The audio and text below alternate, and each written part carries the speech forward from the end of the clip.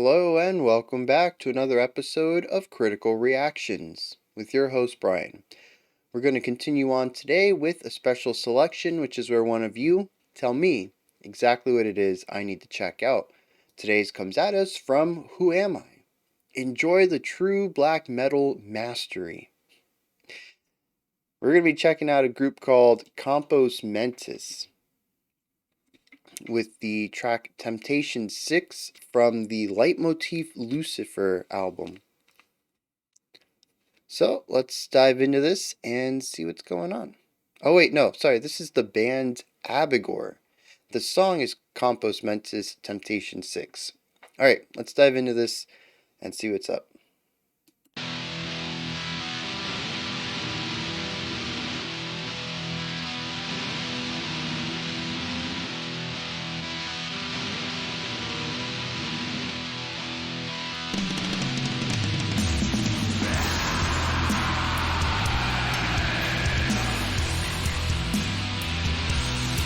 I'm digging all this black metal recently with bass presence.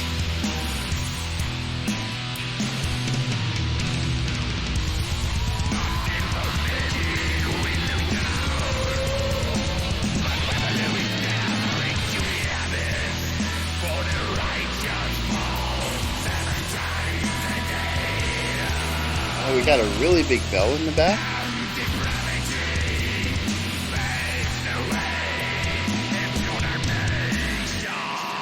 Sound like vertical bells, which is really cool.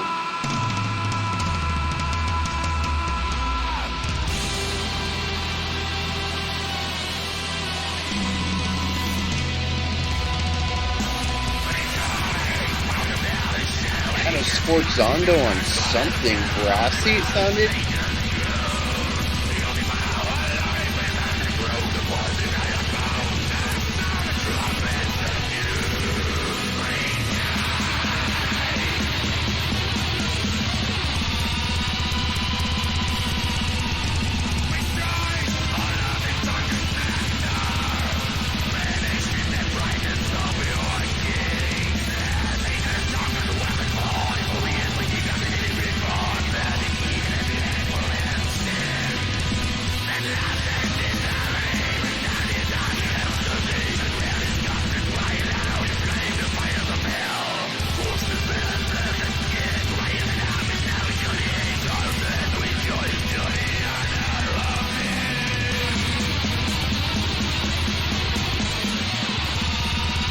Just a flurry whirlwind of notes there.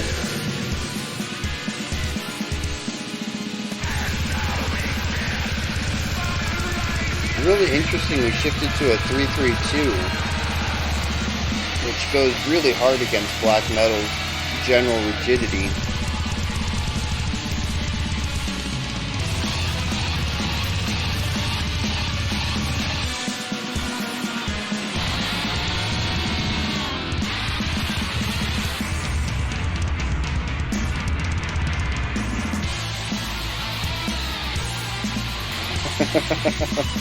Wow.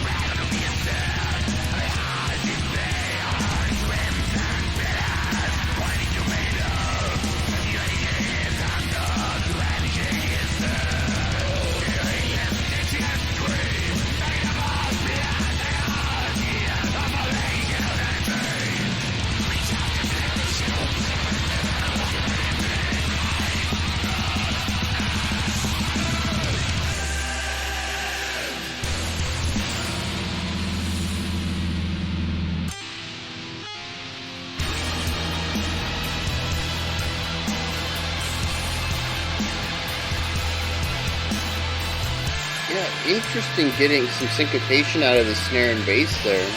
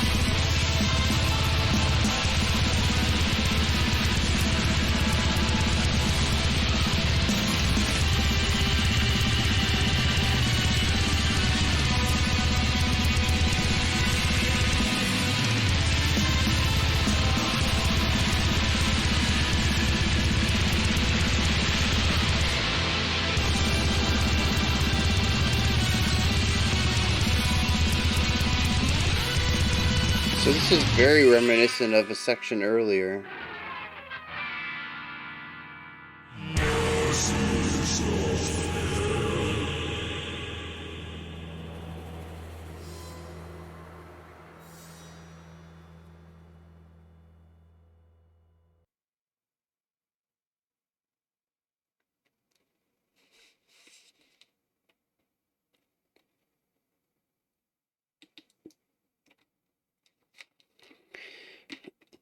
Alright, so this was interesting. There were quite a few situations in here which were pretty standard black metal, 16th note picking on two guitars, both being monophonic, playing one note each, creating dyads with their harmonies, moving at the same time but having different note intervals between the two of them. Drums were alternating bass and kick with some cymbal work on top, usually eighth notes, and growling across it. The bass was present here, and frequently it was just kind of following in line with what the guitars were doing. Lots of single note attacks. I don't know that they were doing eighth notes. There was one section I thought was really cool that they were changing notes. They had leading tones. So instead of playing one note for an entire bar, they would play one note for three beats, and on the fourth beat, they would play a note that leads into where they're going on their next one. The guitars rarely did this, and it was really cool to have this micro movement within the string section there, where the guitars had four notes in their 4 bar phrase, and the bass ended up having eight. And so we get these little smaller triads at the end of each bar, which is really cool. But yeah, that's our standard black metal section. They do this a couple of times. I don't know if the music was always the same. I don't know if the lyrics were the same, but the general construction of the section was similar. What I think is more interesting is where they deviated from this and attempted different concepts, usually still within some sort of construct of a black metal sound. For instance, we had a guitar duet. I was going to say solo. About a minute and a half into the track, which I thought was interesting. It was very short lived, probably only 5 to 7 seconds, and was a flurry of 16th notes. But between the wavy movement, rising in pitch, falling in pitch, and the fact that our two guitars were creating dyads with this, and that at least for me, they felt like they were always in opposition. So when one was going up, one was going down, and you kind of get this concept right here. Um, and so when I heard it, it felt like a cycle, right? A whirlwind, a flurry. And that was fascinating. I love when I can listen to music and understand what's happening theoretically, how they're achieving it, but even better is when it puts images in my mind. And that was a really interesting part of the track. Um, we also have wild instrumentation throughout here, and it wasn't consistent. And I think that's both, it's a double-edged sword. It was infuriating in some parts. I wish we had maybe a revisiting of ideas, or sometimes something would stick around a little longer, but it also created a lot of variety and contrast throughout the track, which kind of put me on that curious end of the spectrum. What's going to happen next? What are they going to include next? How are they going to reinterpret this black metal vibe using something else? Um, at the beginning, we had these really big bell sounds, and I kind of pictured them as vertical bells based off their timbre and size, but you can also like EQ things and make them sound bigger than they are. So they could have been handbells. Vertical bells are really cool. They're just really long tubes at different lengths to create different pitches, and you got a nice mallet, and you just bong, bong, bong, and they just ring out, and they have this gorgeous tone to them. The type of metal used to create them influences the sounds. Um, my guess here would be some sort of brighter color, possibly gold or bronze. Um, Anytime you get into stuff like silver, oh, not yeah, bronze, yeah. Anytime you get into stuff like silver, it gets a colder tone, and it kind of loses that brightness for a bit more of a not a dullness, but a leveling, like an evening out of the tone. Um, I'm not an expert in that field though, so that's probably why I can't explain it too well. But I do know that some songs work really well with different types of metal, especially when you're working with percussive instruments or brass instruments. Because once you get to woodwinds, that's a whole different can of worms, and I can't tell the difference between different wood timbres. But when it comes to metals, yeah, I can. I've spent a lot of time with the silver trumpet. I started on. Uh, I don't know which one I started on, but yeah, my my favorite trumpet right now is a silver. I've had it for a decade, a little more. Anyways, we're getting way off topic here. Yeah, we have these really big bells in the background though, and they just kind of hit one and allow it to ring out. And there is pitch changes, which is neat, but it's short-lived. We get like 4 or 5 bell hits, and then that's kind of it. But it's replaced not too much later with brass doing these wild sforzandos, which is hitting a pitch, coming way down, and crescendoing back into the volume that you were at. I probably should have said that you hit the pitch and you reduce your volume. You don't reduce the pitch.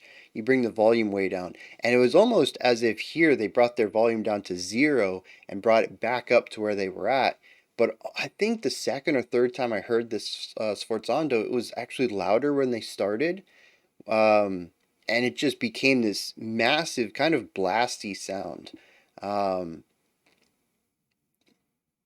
and it was kind of neat against what the black metal stuff was happening in the core band. And as soon as I was like, yeah, this is pretty cool. How are they going to expand on this? And then they just don't. Which that's the infuriating part, right? It's nice to hear these all these elements, but I always wanted them to stick around for a little longer or to expand on them or something. And so we heard a few of these concepts that I thought were really neat. Now, on the core band, because honestly, I think those were the only two moments that I think really stood out. Well, there's also the operatic sort of choir vocal that we had a couple of times, which I think was just our lead vocalist doing a double track on his harshes and then putting the clean next to it. Those were interesting, very unexpected, much like the brass, much like the bells. Um, they were there for a moment. They kind of made me chuckle though because they came out of nowhere and surprised me because to me they kind of come off as cheesy a little bit, whereas the brass and the bells could be kind of seen as kind of campy, but not. I think they were executed well, and the vocals here just really caught me off guard in sort of a comical way or a tongue-in-cheek kind of way. That's not to say that that's their intention. That's just kind of how it came off on a first listen. I don't know if I'd have that same reaction on a second or third, but yeah, so just another odd timbre to add into here. But again, it's not just the instruments that are being added in. We also have the variation in our black metal, in our metal band. I mentioned a lot of places we have the pretty typical 16th note, constant attack kind of stuff going on. But we also explore other vibes. There is one section where we kind of chill out quite a bit, and the drums aren't going on blast beat anymore. The guitars are really aiming for this whole note idea, and they achieve it while still doing 16th note picking, but instead of having an aggressive type of 16th note picking. It's kind of a bit more legato. The picking is a bit lighter. It's more easy to ignore. And so it sounds like they're just holding out a note and then playing the next note, then playing the next note. Even though I'm pretty sure I heard constant picking going on, it just was not as prominent as it was earlier. I don't think there was any moment where the guitars just played notes when they changed pitch. They continued on with that black metal idea of continuously playing a note until you're ready to change. But the drums backed off quite a bit. And so we have this legato picking, which is different. And then the drums also introduced a syncopation, which is bizarre for black metal. Black metal is a very rigid style. Like I've said many times, the core black metal sound that we've experienced is consistent static 16th notes, whether that's your blast beats, your bass kicks, your picking. It is just 4 attacks per beat, equally spaced for entire minutes of a section, right? That rigidity is what gives black metal its meditative quality, its exhaustive qualities. A lot of what makes it black metal.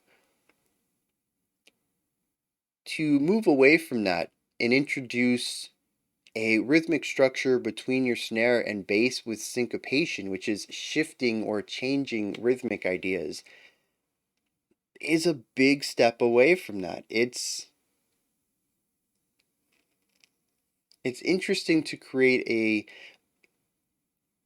a groove, basically. And we've had this conversation before. Syncopation isn't required for groove. You can find groove in something a bit more static. I tend to have a harder time to do that, though. Syncopation really helps me find groovy elements or helps me find something to be groovy. And so when we get to that section, I'm just like, yeah, okay, I can get behind this. It was like boom, ka, boom, boom, boom, ka, something around those lines where the bass kick was creating our syncopation against our 2 and 4 snare hits. Right? So we had a bass hit on 1, a snare hit on 2, a syncopated idea between 3 and 4 on the bass, and then on 4 we get our bass accent. I mean our snare accent. But regardless of how simple it is, there is still an element of syncopation in it, of shifting rhythmic pulsing, which is just not black metal. And so it's really cool to hear that there against this constant picking from the guitars, as legato as it is, as easy as it is to kind of forget that they're constantly picking there. It still is there. So they're deconstructing this black metal concept and saying, well, what if we add this to it? What if we changed up this? What if we did this with the drums, but everything else stayed the same? What if we put bells in it? And that's what a lot of this track feels like to me, which kind of puts me in a strange place in interpretation. It feels experimental. It feels avant-garde. And I know I throw those words around as giant umbrellas, but I do think that they're accurate in speaking about that. Anything that I find to be a bit esoteric in execution typically does end up being self-classified by the composer or the musicians as experimental or avant-garde, and I don't think this is any different. It is a deconstruction of black metal. It explores black metal through a few different lenses. It, I think, does a good job of finding interesting things to do with the black metal sound that strays from the tropes, the stereotypical elements, without pushing outside of the black metal realm. I think this is still wholly black metal. It's just finding interesting ways to explore those concepts. But the song, unfortunately, to me, doesn't feel like anything other than a series of explorations. I don't have an overarching story here. A lot of this just feels like, what if we did this to black metal? And through that, the connective tissue between all the sections tends to be the experimentation. This song works well together because it's all a series of trying new things. But I don't feel anything overarching or connective beyond that. It all has a black metal base. It feels connective on that manner. I don't think that this has moments where I'm like, oh, that doesn't really fit with the track. But as far as a narrative, a story, I don't really get any of that out of this. A lot of this is still rather aggressive in one way or another. It's just paired with interesting sounds with the aggression. And so it feels less like a five-course meal where all the items are designed to fit well together as a cohesive palette, where all the spices and flavors accent and improve and embellish on the meals that come before and after it, and more so like, I don't know, a wedding tasting event where you're trying to figure out what you want at your event, and you're getting a bunch of different things that don't pair well together, but you're trying to figure out what you like out of it. And so, like, there's still a consistent theme to it all. It's just not something designed to be fit together typically. The theme is external to the event itself. And that's kind of what this feels like. The theme is experimentation, but you can't really say that that's a cohesive element to a track. It's just what makes all these sections feel like they semi belong with each other. Um, and that's not a jab at the song or the composers or anything. Um, at best, it's just an observation of what they've done, and at worst it's me not having a firm grasp on the track, which is probably what's happening here. So I'm gonna hit some lyrics. We'll see what's going on there, and we'll wrap this up. So this put it in a lot more context than I was expecting, and yeah, I'm gonna just say I did not have a firm grasp on it, and that I'm starting to understand a bit more of what they're attempting to do here. So the album is called Leitmotif Lucifer. At least I think so. Leitmotif is spelled differently than I'm used to, and Lucifer has a Z where the C is, but it could just be regional spellings of these ideas, or purposeful uh, differences in spellings. Anyway, the leitmotif is a musical theme for an event, a person, a place, basically any kind of noun you can craft a leitmotif for. So this is a song of themes for Lucifer. Or this is an album of themes for Lucifer. This track in particular seems to be, from a lyrical standpoint, not a sonic standpoint. Well, maybe a sonic standpoint, and we'll explore that in a second. A lyrical standpoint, though, a hymn for Satan. It reads a lot like Christian hymns. Rejoice, powers of hell, shadow legions, darkness, descendants, exult and gather all around Satan's throne. Lucifer, our Lord, is risen, enthroned upon deniers' bones. Thus sound the trumpets of doom. Rejoice, rejoice, O earth, in sunken splendor, vanished in the brightness of your King. Satan has conquered once and for all, for he has redeemed us with his infinite fall, inverted Eden, and bled for Adam's sin. All right, it has the same type of vocabulary and vernacular that you would expect from an old timey hymn that hasn't really been updated for modern language. Um,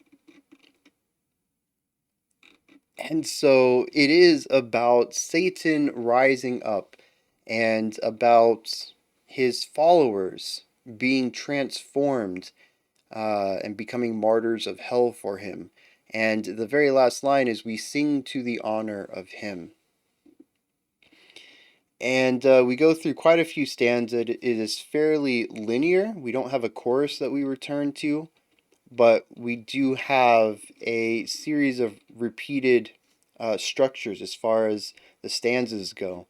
So it's not entirely linear. There is a repeating underlying rhythmic structure to it all, I would say,